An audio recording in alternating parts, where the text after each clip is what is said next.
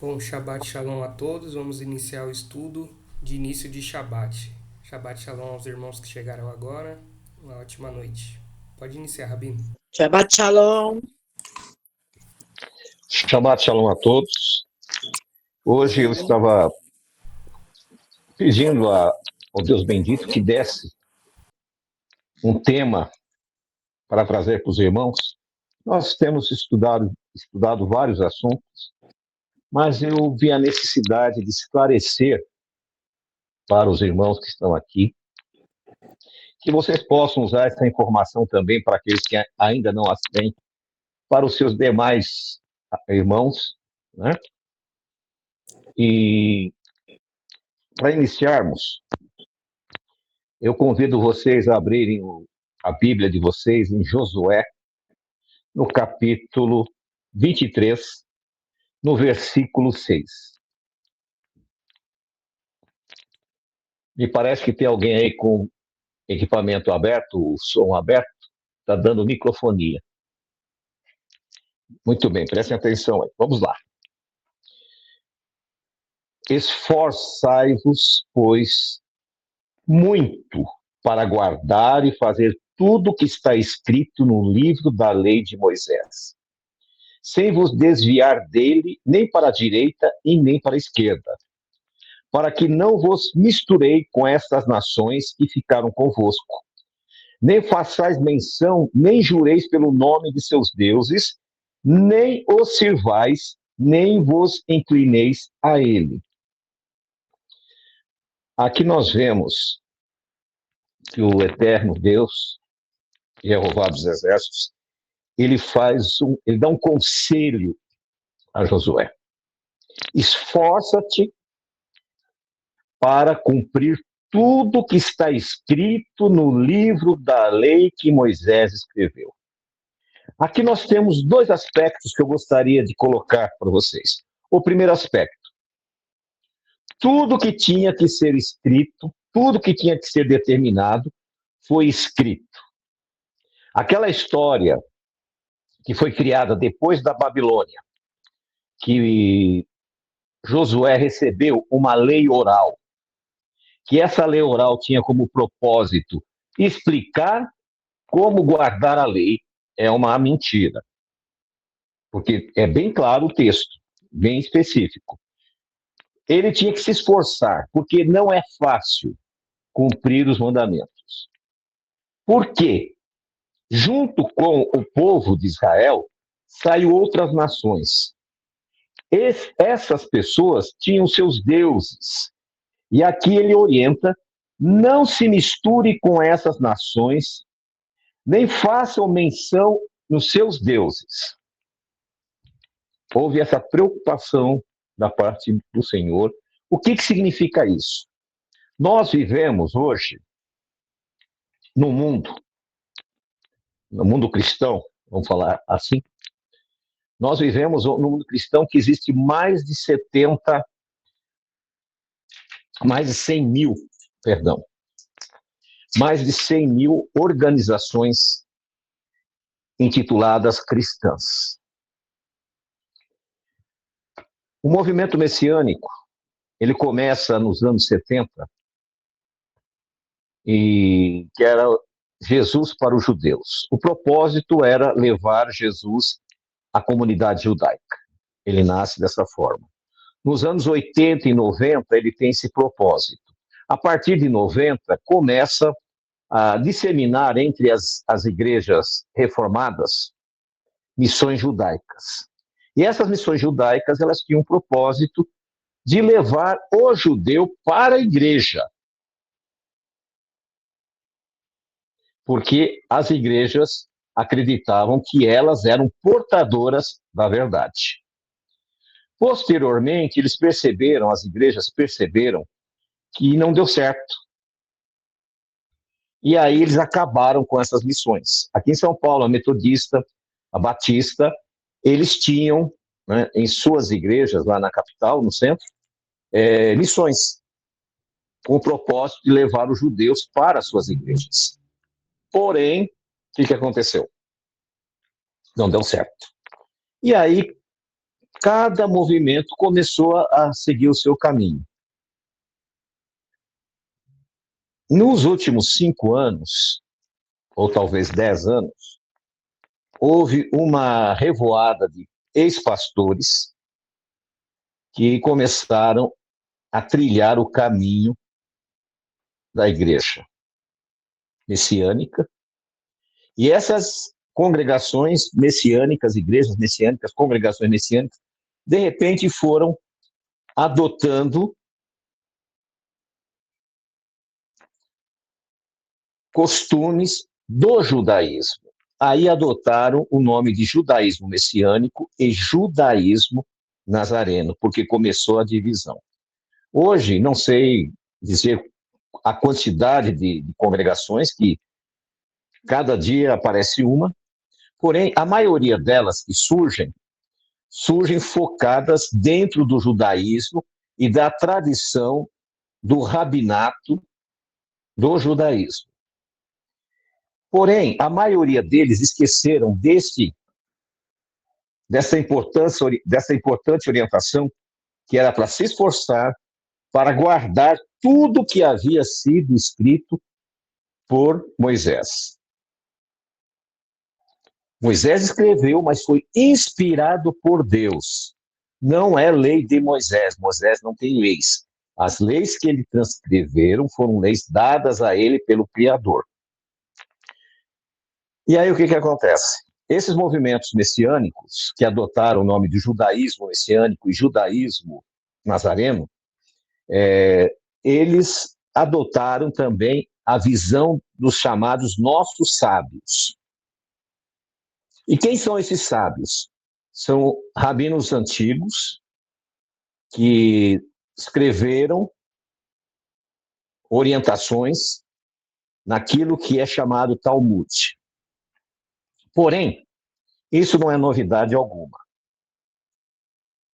Porque a igreja de Yeshua, ela começa e por volta do ano 27, 28 da nossa era, esquece aquelas datas que eles colocam do ano 33 da morte de Yeshua, que não é. Entre por volta do ano 28 e meio, Yeshua vem falecer, vem morrer, ressuscitar, e nasce a sua congregação, nesse período. Entre 28 e meio, 29, os discípulos começam, então, a pregar essas mensagens e começa uma perseguição muito grande da parte do judaísmo, que ainda não era judaísmo, ainda eram fariseus.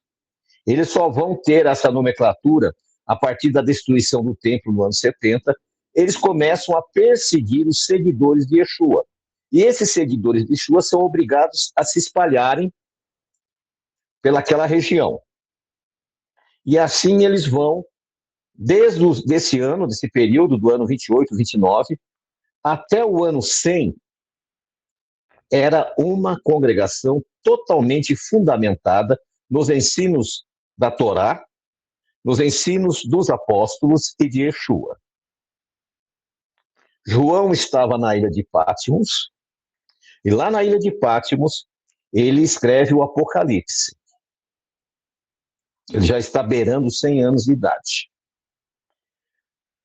Com a morte do imperador e o novo imperador que assume Roma, ele liberta todos os prisioneiros de Patmos, e inclusive João. E João vai para Éfeso. E lá em Éfeso, ele escreve o Evangelho com seu nome e as 3 cartas, as 3 epístolas. Na verdade, ele não escreveu, ele ditou para que um escriba escrevesse para ele. Por causa da idade, já não conseguia enxergar mais, tinha dificuldade. Com a sua morte, o que aconteceu? Muitos bispos messiânicos começaram a se rebelar contra a igreja, contra a congregação messiânica. Entre eles, havia um que era muito famoso, que se dizia discípulo de Paulo, que era Inácio. E Inácio, ele vai começar a se afastar dos ensinos apostólicos, né, por um motivo muito simples. Nesse período, por volta do ano 100, a igreja messiânica gentílica já era maior do que a congregação messiânica judaica. Os apóstolos haviam morrido. Agora, a igreja gentílica, que ainda é a igreja de Yeshua, é muito maior, porém, havia um problema muito grave no Império Romano. A congregação messiânica ela vai se estabelecer dentro do Império Romano. E o antissemitismo, nesse período, que já é o segundo século, a partir do ano 100, já está se entrando no segundo século, o antissemitismo era uma coisa muito forte. Por quê? De todos os povos que Roma dominara, o pior deles eram os judeus. Nesse período, houve 3 guerras, né? Do ano 70 até o ano 135, vão acontecer 3 grandes guerras judaicas. E essas guerras judaicas levaram à morte muitos romanos. E esses romanos começaram a criar uma antipatia, um ódio para o povo judeu. O antissemitismo que hoje existe no mundo começa lá. Porque eles eram rebeldes. Eles eram pessoas que não aceitavam a imposição das regras, das leis e dos costumes dos romanos. Os romanos, eles eram influenciados pelo helenismo grego. E eles achavam os judeus antiquados pelas vestimentas, pela aparência, pelo costume alimentar e por guardarem o sábado. Isso os incomodava, porque eles já guardavam, os romanos guardavam o domingo, porque eles veneravam o sol. E na cabeça deles, o domingo era o dia do sol. E muitos romanos haviam se convertido à congregação de Yeshua. E entre eles, Inácio de Antioquia e outros começaram a ter problemas com o Império Romano. Por quê? O Império Romano cobrava taxas dos judeus por causa das guerras que já tinham passado há muitos anos atrás. Aí você diz, é possível? É possível. Para vocês terem uma ideia, até poucos anos atrás, a questão acho que de 5 ou 10 anos atrás, a Alemanha ainda pagava para os países que ganharam a guerra, pagavam, como se diz, as despesas que os americanos, os ingleses, os canadenses, os franceses tiveram com a guerra. Então, eles tinham que pagar. Até pouco tempo atrás, eles pagavam ainda as dívidas de guerra. E os judeus eram obrigados ainda a pagar para os romanos a dívida das guerras que eles fizeram naquele período. E o que distinguia um judeu de um romano? O sábado, a alimentação, a circuncisão e a vestimenta. O imperador da época, na entrada do segundo século, ele resolveu taxar os chamados cristãos de Antioquia, porque dizia assim, vocês são judeus, porque vocês guardam o sábado, vocês são judeus. E os judeus têm que pagar as dívidas de guerra. Então, vocês vão trazer o dízimo para nós.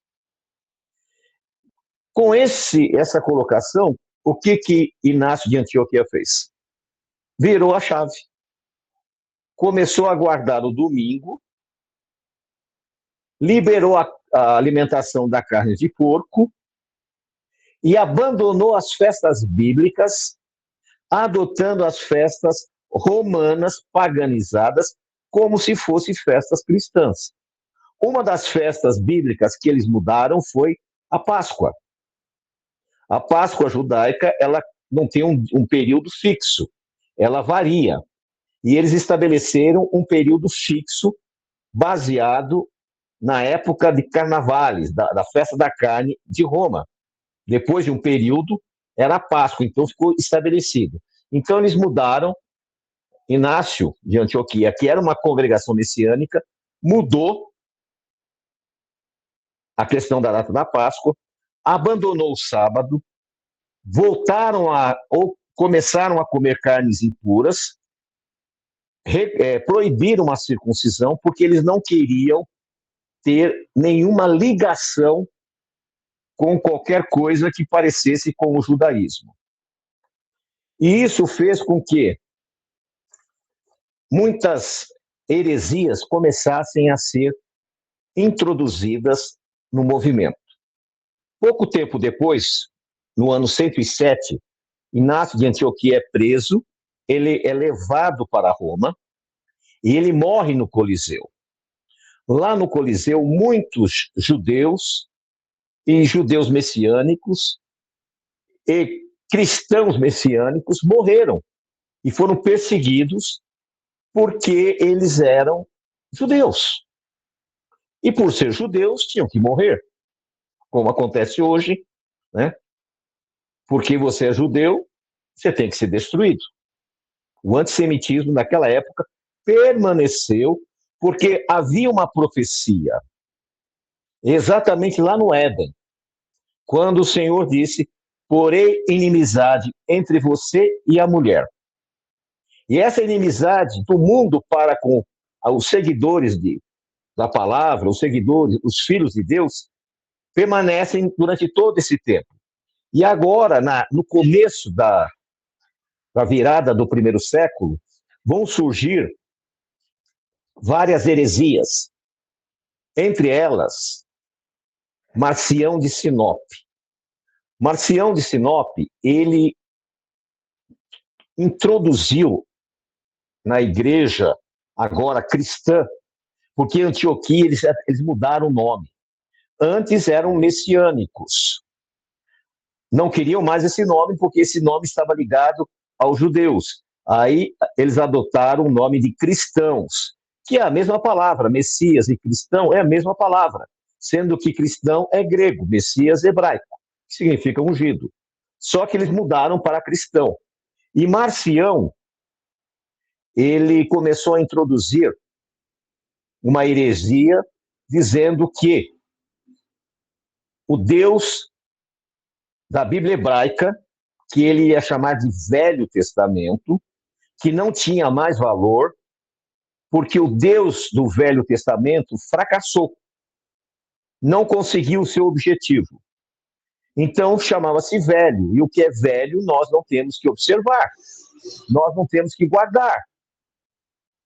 Agora, o Deus do Novo era um Deus vitorioso e um Deus que se sobrepujou ao Deus do Velho.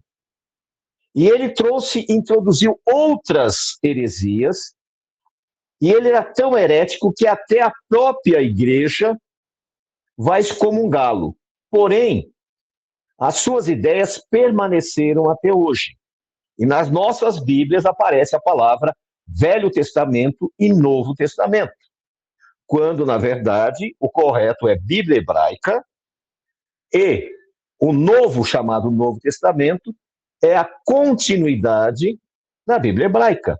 É a história do Messias, os cumprimentos proféticos no Novo Testamento. Não podemos esquecer que os primeiros discípulos, até a virada do primeiro século, eles não tinham nenhuma outra Bíblia a não ser a Bíblia hebraica, de Gênesis a Malaquias. O Novo Testamento ele vai surgir a partir do século II e vai tomar essa forma a partir do século IV. Ou seja, até o século IV não existia a Bíblia como nós vemos hoje. Existia a Bíblia hebraica. E Marcião de Sinop é ele que vai trazer essa heresia, e essa heresia está cristalizada na mente dos crentes, quer católicos, quer evangélicos, protestantes, enfim. Outro problema foi com o Didaquê. Ele que vai estabelecer o domingo como dia sagrado na sua literatura.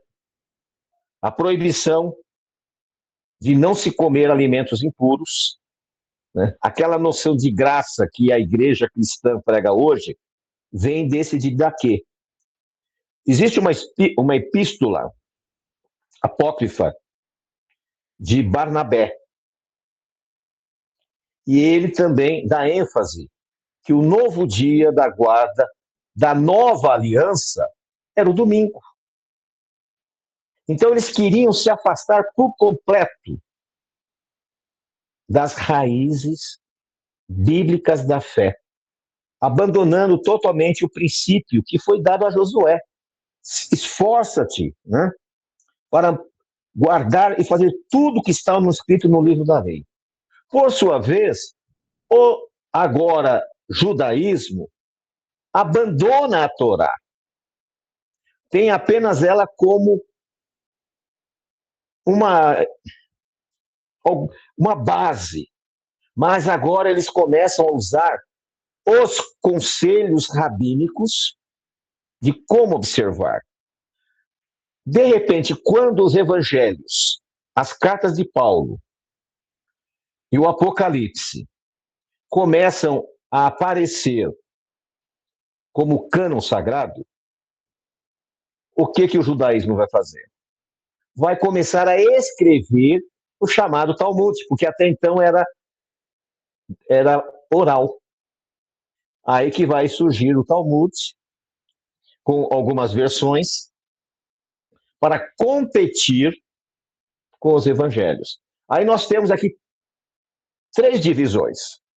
De um lado, agora a igreja cristã, que abandonou o sábado, que abandonou as festas bíblicas, que abandonou a esperança que Yeshua deu para o seu povo, que adotou o helenismo.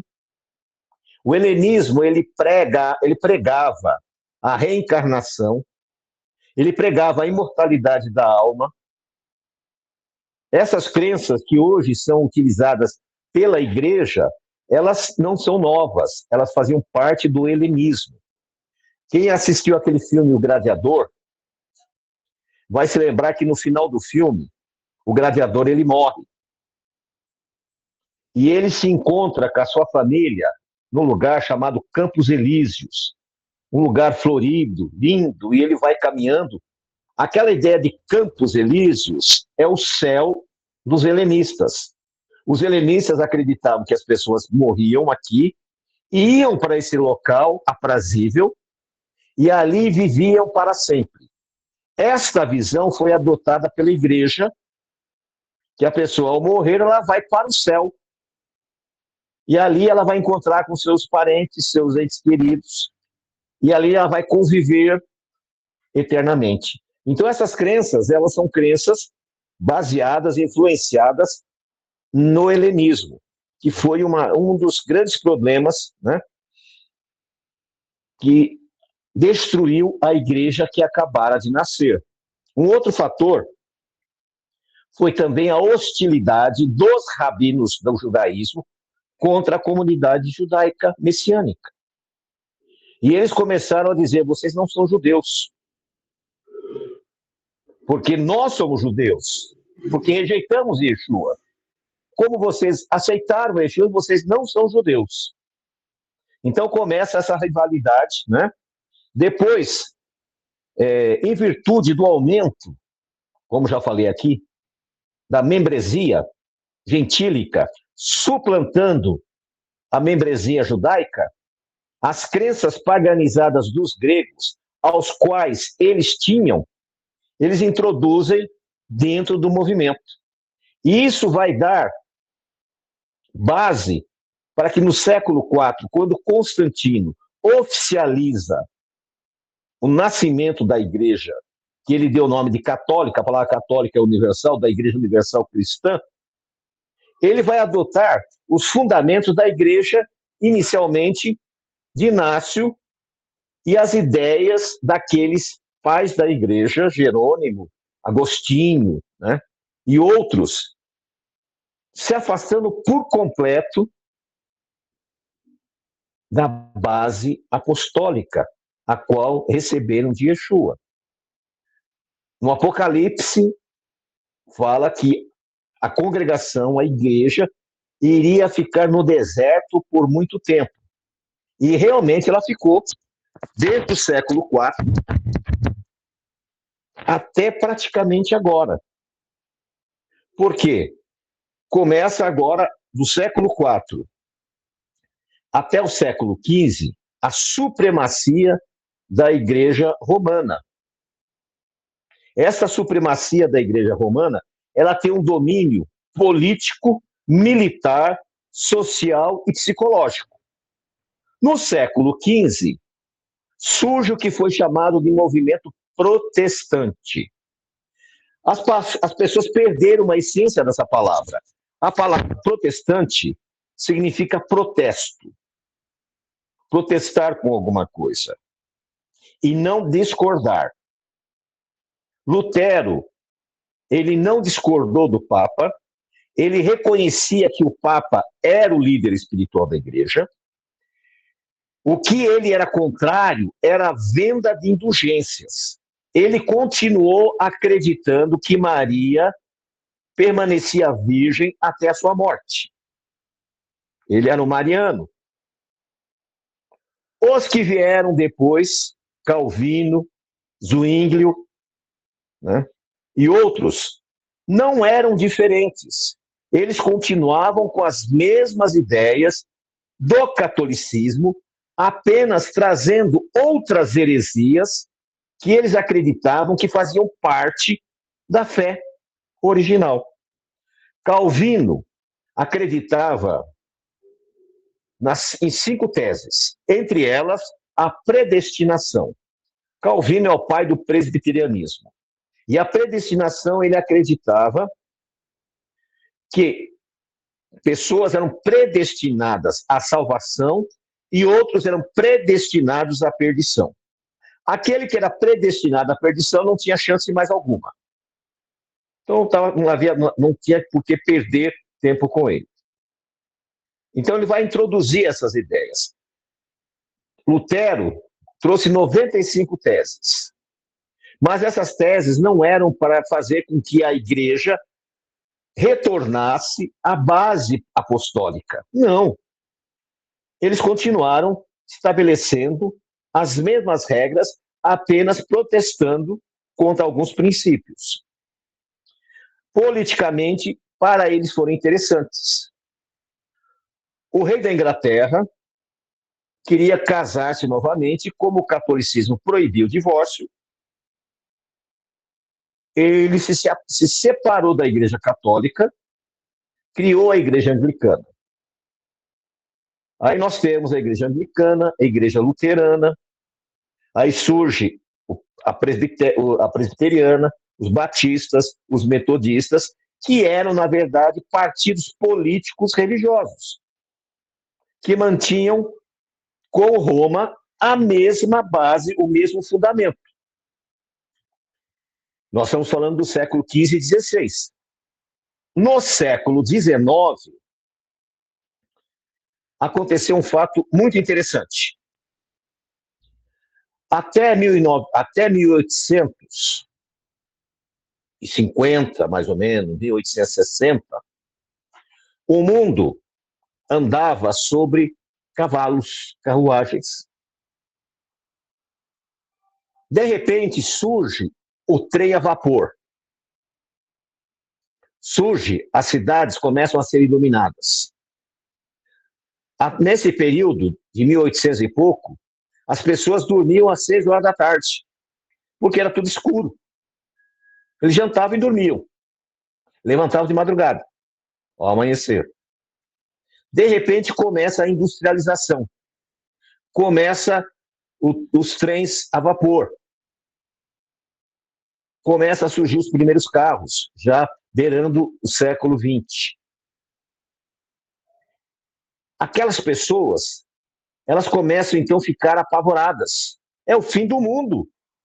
Tá? Como é que pode um trem de ferro desse aqui, como diz o bom mineiro, né, Fabiano? Um trem desse andar sobre trilhos, sem ter cavalo para puxar. Uma viagem que demorava um tempo absurdo, de repente era feita por pouco tempo. E esse pavor vai gerar nas pessoas que o fim chegou.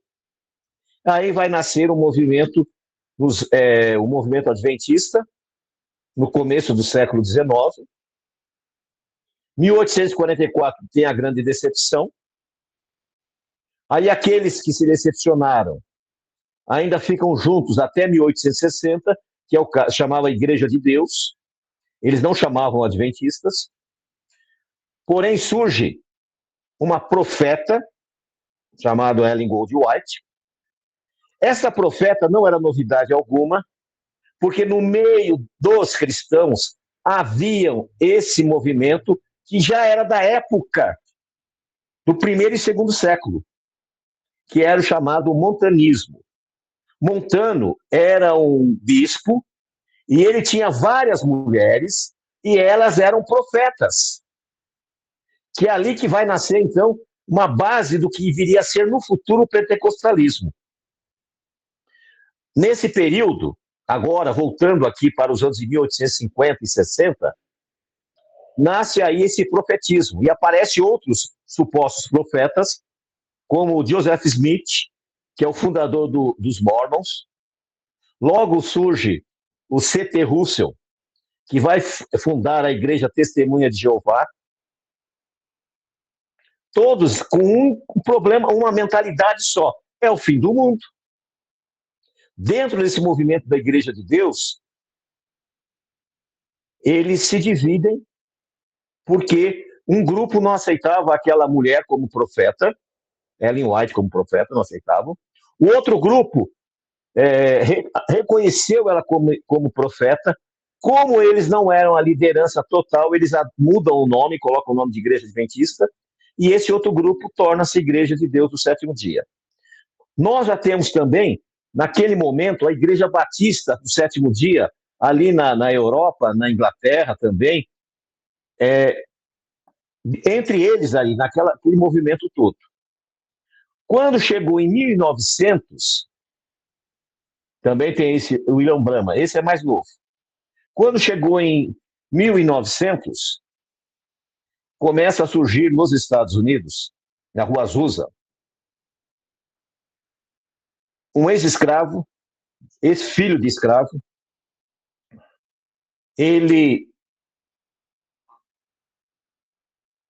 O nome dele era Simon, ele era presbiteriano, e ele começa a ter manifestações pentecostais, já no começo da virada. Ele vai na Rua Azusa, numa igreja presbiteriana abandonada, ele vai criar a primeira igreja, que seria uma igreja pentecostal. Só que ele morre em 1906. E ele morrendo em 1906, quem que vai surgir? A sua esposa continua com aquele trabalho. 2 batistas, que eram missionários, acreditaram no movimento, foram expulsos da Igreja Batista, vêm para o Brasil, lá no Pará, e cria a Igreja Assembleia. A Assembleia se divide, cria a congregação, que é esse movimento pentecostal, e o resto da história vocês conhecem. Mas o que quero chamar a atenção de vocês foi que o movimento da Igreja de Yeshua está morto, né, até essa época. Ele está no deserto. Não adianta nós queremos colocar as igrejas, mesmo sabatistas, como sendo esse movimento, porque a base não era. Porém, Deus usou essas organizações religiosas para preservar. Porque tudo está sob o controle de Deus. Nada perdeu, Deus não perdeu o controle de nada. quando surgem os movimentos de restauração, o objetivo era levar Yeshua aos judeus e levar aos gentios a Torá.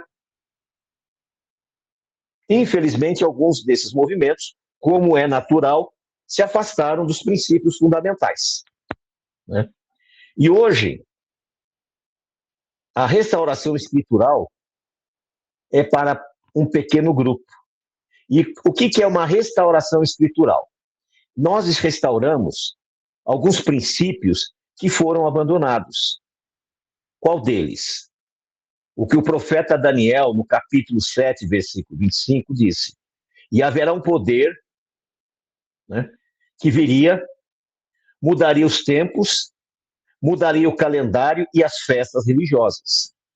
E voltando para o século IV, o último líder do Sanedrim, do Sinédrio, Hilel II, depois do Sinédrio acabou, a última atitude dele foi acabar com o calendário bíblico lunar. Esse que nós seguimos, que nós mensalmente falamos para vocês. Por quê a nossa insistência em restaurar esse princípio? Porque os nossos irmãos messiânicos, do judaísmo messiânico e judaísmo nazareno, e os próprios do judaísmo ortodoxo, eles têm celebrado as santas festas bíblicas fora da data, em datas erradas. E eles têm consciência disso. Como nós podemos provar? Se você entrar no site rabat.org, que é o site oficial do judaísmo ortodoxo, eles colocam 2 dias, porque eles não sabem exatamente quando é que cai. Aí foram questionados por que eles não voltam para o calendário bíblico, que os caraítas, desde o século VIII, têm observado. Como os caraítas são minoria, e o judaísmo é a maioria, permaneceu-se a ideia do judaísmo. Por que vocês não voltam para o calendário certo para obedecer o Shabat no dia certo? Porque celebrar a festa fora de data é como guardar o sábado na sexta ou no domingo. Você está transgredindo do mesmo jeito. Qual foi a resposta deles? Nós não podemos quebrar uma ordem, uma lei do Sinédrio. Somente quando o Sinédrio voltar a existir, que então o Rabino Mor poderá cancelar esta lei e estabelecer a volta ao calendário lunar. Ou seja, as ordenanças rabínicas têm mais autoridade do que a Torá. Lembra que eu li aqui em Josué? Esforça-te para manter tudo que está escrito nessa lei. E é justamente um dos primeiros mandamentos que surgem, qual que é? Antes do 7º dia, é a observação do início do mês baseado no surgimento da lua nova. Em Salmo 104, 19, diz que a lua foi dada para marcar o início do mês. Isaías 66, 23 diz assim, que lá no milênio, de uma lua nova a outra, e de um sábado a outro, toda a carne deverá adorar ao Senhor. É o mandamento. Quando você faz uma pesquisa, hoje está tão fácil com tantas inteligências artificiais, você pergunta aonde estão os versículos na Bíblia que fala de lua nova. E você vai ver que o antigo Israel, nesse dia, eles faziam uma celebração muito grande. Os reis, Saul, Davi, nesse dia faziam um grande jantar para receber o novo mês. Então, o objetivo que nós temos aqui todas as sextas-feiras é tentar resgatar e trazer para vocês uma restauração genuína. Não temos aqui o nosso propósito de condenar os irmãos cristãos, nem condenar os irmãos do judaísmo messiânico, ortodoxo ou nazareno, não. O nosso propósito é mostrar que ainda podemos avançar nessa restauração. Que essa restauração, ela é apenas o início do começo de uma grande jornada. E por isso que é importante nós começarmos a meditar nisso. Não existe lei oral. É uma invencionice rabínica. O calendário bíblico é baseado na lua nova. Mas nós somos o quê? Uma minoria.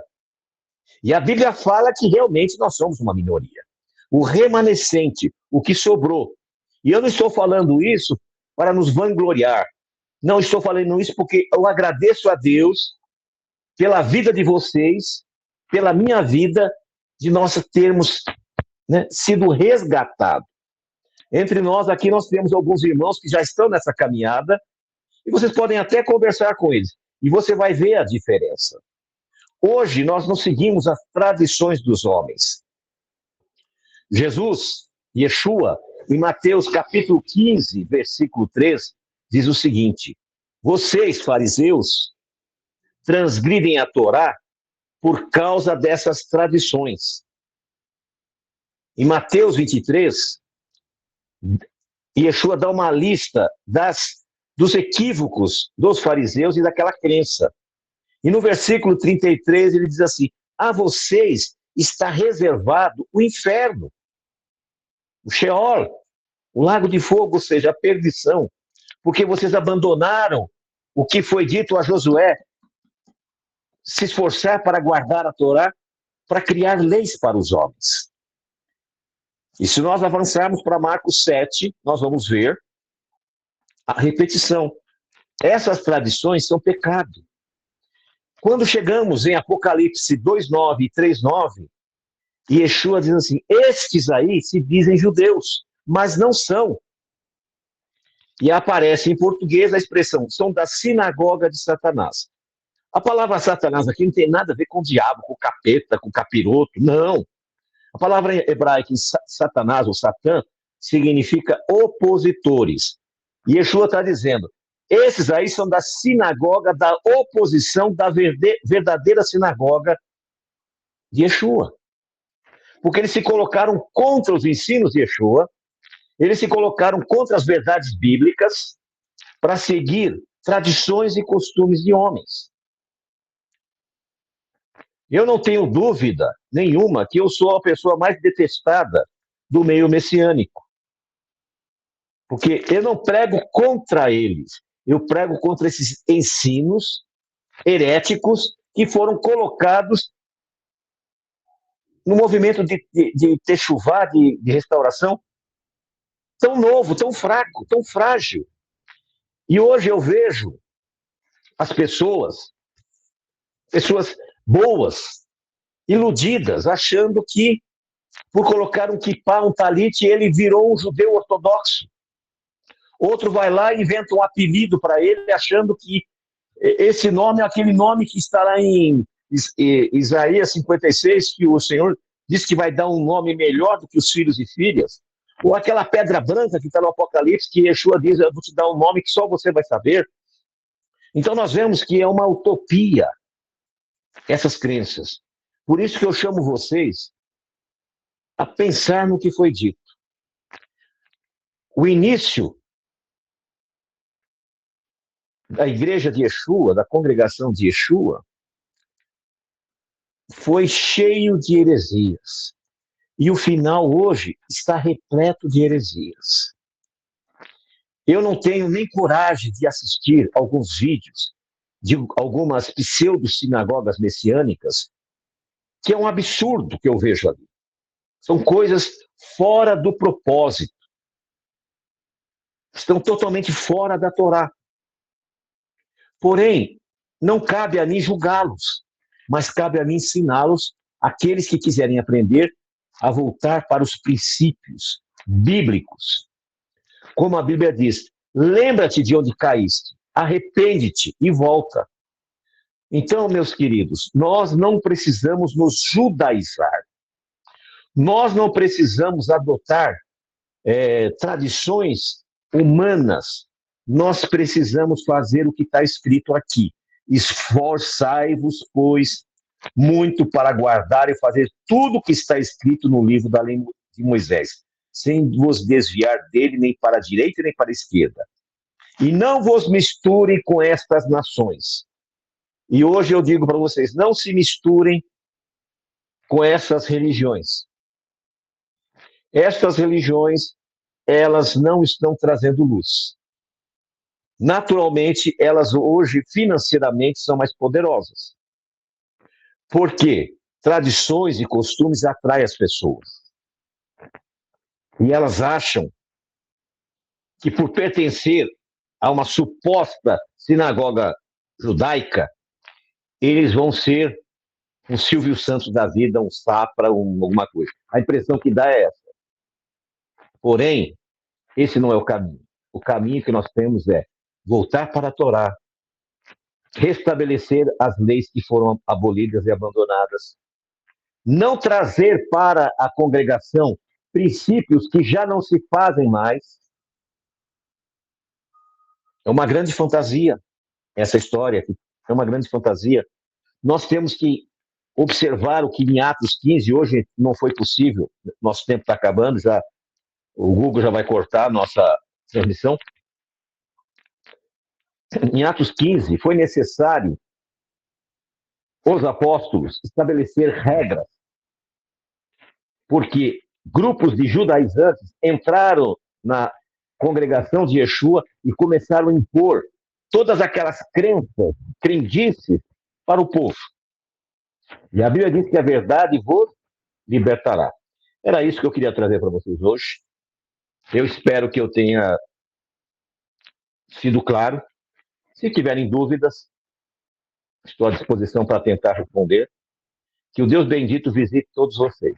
Eu passo para o irmão Danilo para fazer o encerramento. Amém.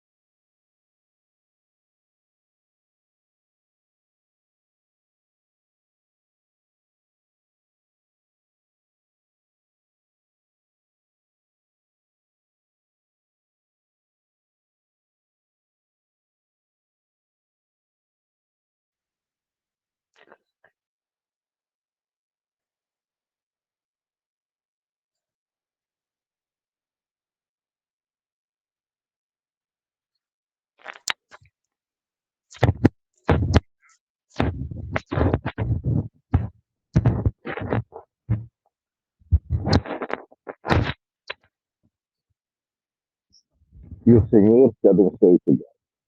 Que o Senhor faça resplandecer o Senhor sobre ti e tenha misericórdia de ti. Que o Senhor sobre ti levante o seu rosto e te dê shalom. Amanhã, aqueles que puderem estar